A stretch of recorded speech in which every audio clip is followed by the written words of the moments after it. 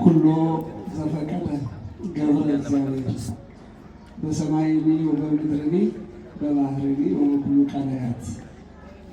ክቡር መልአከ አርያም መምህር ኤፍሬም ጥላሁን የዚህ ታላቅ ቤተክርስቲያን ዋና አስተዳዳሪ፣ ክቡራን የአድባራትና የገዳማት አስተዳዳሪዎች፣ ሊቃውንተ ቤተክርስቲያን በየማዕረጋችሁ ሰዓት ለመቆጠብ በቅድሚያ እዚህ ያላችሁ ምዕመናት በሙሉ እንደምን አደራችሁ?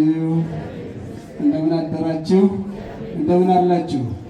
አምላካችን እግዚአብሔር ስለፈቀደ እነሆ በወላዲተ አምላክ በኪዳነ ቃሏ ዕለት በቤቷ በደጇ እንዲህ ተሰብስበናልና ይህንን ያደረገ አምላካችን እግዚአብሔር ስሙ የተመሰገነ ይሁን። አንድ ጊዜ እግዚአብሔርን አመስግኑት። አሁን ስለ መልአከ አርያም እንዲህ ናቸው እንዲህ ነው ብለን የምንመሰክረው ምንም የለም። ምክንያቱም ራሱ ታይቶ የሚፈረስ ስለሆነ ማለት ነው። ይህ ሁሉ ሊቃውንት፣ ይህ ሁሉ የቤተ ክርስቲያን አባት ዝም ብሎ አይደለም እዚህ የተሰበሰበው፣ እሳቸውን የሚናገር ነው። መልአከ አርያም ማን እንደሆኑ የሚመሰክር የሚናገር ነው። አንደበት አውጥቶ የሚናገር ነው። ስለዚህ እኛ መልካም የሥራ ጊዜ፣ መልካም የሥራ ዘመን፣ መልካም ስራ ሰርተው ደግሞ የኛ መመሪያችን አምላካችን መድኃኒታችን ኢየሱስ ክርስቶስ ቅዱሳን ሐዋርያትን ካስተማረ በኋላ ምንድን ያላቸው? ሁሩ ወማህሩ አለ። ሁሩ ነው እኮ በቃ ሂዱ ስንባል እኛም የሐዋርያት ልጆች ስለሆን ሂዱ ስንባል ይህን ማገልገል ግዴታችን ነው፣ ስራችን ነው።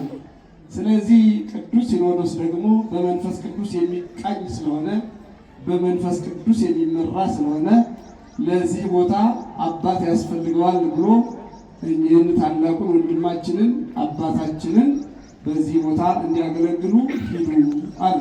ያለው አምላካችን መድኃኒታችን ኢየሱስ ክርስቶስ ሐዋርያትን ሂዱ ብሎ ወደ ዓለም ውስተ ኩሉ እኮ ነው፣ ገደብ የለውም። ውስተ ኩሉ አይደል አጽናፈ ዓለም።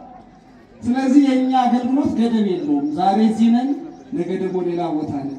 ይሄ ደግሞ የሚሆነው በመንፈስ ቅዱስ ቃል ወይም በመንፈስ ቅዱስ መሪነት መንፈስ ቅዱስ እየመራቸው ቤተክርስቲያኒቷን የሚያስተዳድሩ አባቶች በሚያስተላልፉት መልእክት መሰረት እኛ ልጆቻቸው እየተላላክን ቤተክርስቲያንን ዛሬም ነገም እናገለግላለንና ቤተክርስቲያን ደግሞ አሐቲ ናት፣ አንዲት ናት ቤተክርስቲያን።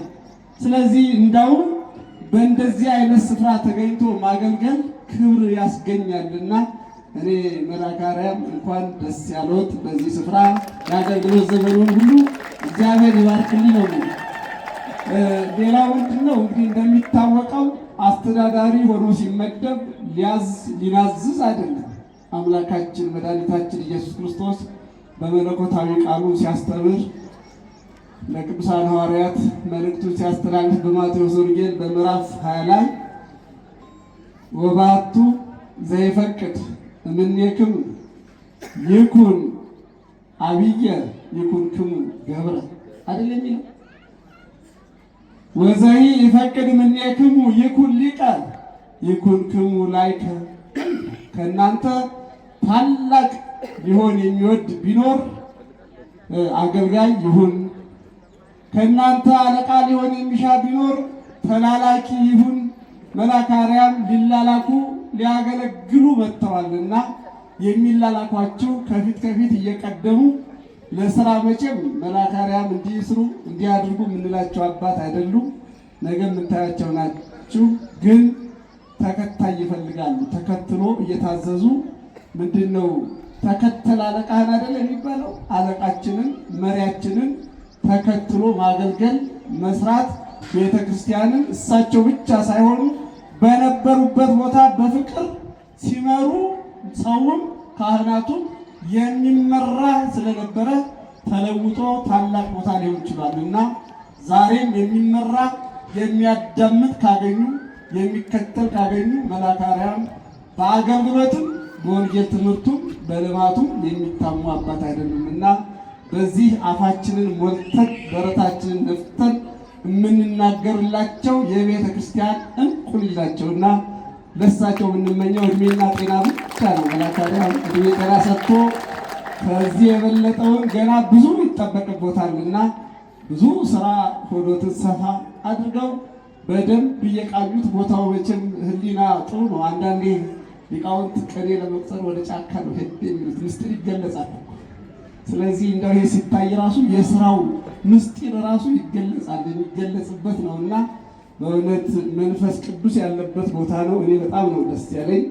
ስለዚህ አባታችን ወንድማችን አለቃ ሳይሆኑ ሊላላኳቸው ትሁት ናቸው አባታችንና ደግሞ እመቤታችን ወላዲተ አምላክ ቅድስት ድንግል ማርያም ርኅራኄ ሕሊና የተቸገረ ዛሬ የምናስብበት የምናከብራት ወላዲተ አምላክ አዛኝቱን እሷን መማፀን ድንግል ማርያምን ማገልገል በድንግል ማርያም ቤት መኖር ደግሞ መታደል ነው መመረጥ ነው እና በእውነት ድንገት እግዚአብሔር ባወቀ ለዚህ ቦታ ታላቅ ስራ እንዲሰሩ አባቶቻችንን አስመልክቶ ወደዚህ አባታችንን ልኳቸዋልና በእውነት የምንጠብቀው ብቻ ሳይሆን እግዚአብሔር የሚወደውን ድንግል ማርያም ደስ የምትሰኝበትን ታላቅ ስራ ሰርተው ደግሞ እግዚአብሔርን በእርሶ ደስ እንዲሰኝ ቤተሰቡንም እርሶንም ጤና ሰጥቶ እንዲያኖር የዘወትር ጸሎታችን ነው።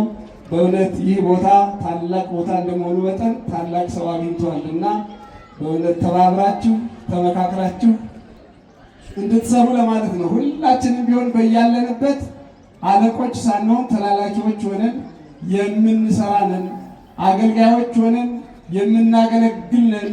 ስለዚህ ሁላችንም ዛሬም ነገም ሂዱ ወደ ተባልንበት ቦታ ሁሉ ሄደን የታዘዝነውን የምንፈጽም የምንሰራ ስለሆን ይህንን ምዕመናኑ አውቆ የሚመደቡ አባቶችን በመላላክ አባታችን ምን እንታዘዝ፣ ምን እናግዞት፣ ምን ያስፈልጋል፣ ወዴት እንሂድ እያል ከስራቸው ከሆን መልአከ አርያም አባታችን ስራውን እንደሆነ ያውቁበታል፣ ያቀላጥፉታልና ደግሞም የጸሎት አባት ስለሆኑ እግዚአብሔር አይለያቸውም። ድንግል ማርያም ከሳቸው ጋር ሆና በእውነት ትልቅ ስራ እንደሚሰራ ተስፋ አለኝ፣ አምናለሁ። እንደሰማሁት ክቡር አባታችን መልአከ ፀሐይ ወመጋቤ ሐዲስ አባታችን አባ ማቴዎስ ቅድም ሲነግሩኝ ነበር እና በዚህ ቦታ ስኖር በዚህ ትልልቅ ስራ ተሰርቷል። በይበልጥ ደግሞ የቅድስት አርሴማ የሰማዕቷ ጸበል ያለበት ቦታ ዋሻ ሁሉ ያለው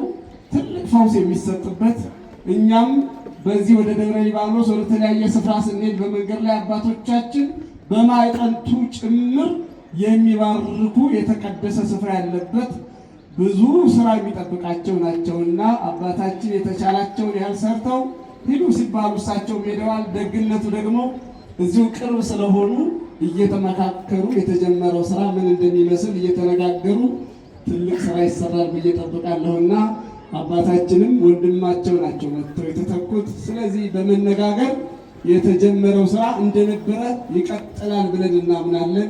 ስለዚህ ይህንን ደግሞ የሚያስቀጥል እግዚአብሔር ነው። ቅድም በመግቢያ ላይ እንደተናገርኩት ነቢየ እግዚአብሔር ቅዱስ ዳዊት ሁሎ ዘፈቀደ ገብረ እግዚአብሔር ነው። እግዚአብሔር የወደደውን ነው የሚያደርገው። እግዚአብሔር ያልወደደው ነገር ከቶ ምንም አይሆንም። እኛና እናንተ ዛሬ የተያየ ነው እግዚአብሔር ስለፈቀደ ስለወደደ ብቻ ነው። ያለ እግዚአብሔር ፈቃድ ምንም የሚሆን የለም። ራሱ ጸሎታችን እንኳን አምላካችን ያስተማረን አባታችን ሆይ የሚለውን ጸሎት ስንጸልይ ወይኩን ፈቃድከ በሉ አይደል ያለው። በቃ የኛ እኮ ወይኩን ፈቃድከ ያንተ ፈቃድ ይሁን፣ ያንተ ፈቃድ ከሆነ ብለን ነው ሁሉ ስራችንን መስራት ያለብን። ከቤታችንም ስንወጣ ያንተ ፈቃድ ሆኖ በሰላም አውለኝ፣ ስራዬን ባርክልኝ፣ አንተ ከኔ አትለይ፣ ማንኛውም እንቅስቃሴ ሁሉ በአንተ ፈቃድ ይሁን ነው ክርስቲያን ሊል የሚገባው። ስለዚህ እኛ ደግሞ የክርስቲያኖች ወይም ደግሞ ካህናት አባቶች ደግሞ ይህንን አድርጉ ብለን የምናስ ይህንኑ ተቀብለን ወይኩን ፈቃድከ ያንተ ፈቃድ ይሁን ያንተ ፈቃድ ነው ብለን አምነን የምንንቀሳቀሰው የምንሰራውና አሁንም አምላከ ቅዱሳን እግዚአብሔር ፈቃዱ ሆኖ የተመኘነውን የምንፈልገውን መልካሙን ነገር ሁሉ እንዲያደርግልን ፈቃዱ ይሁንልን። እመቤታችን ወላዲተ አምላክ ቅድስት ድንግል ማርያም በአማላጅነቷ አትለየን።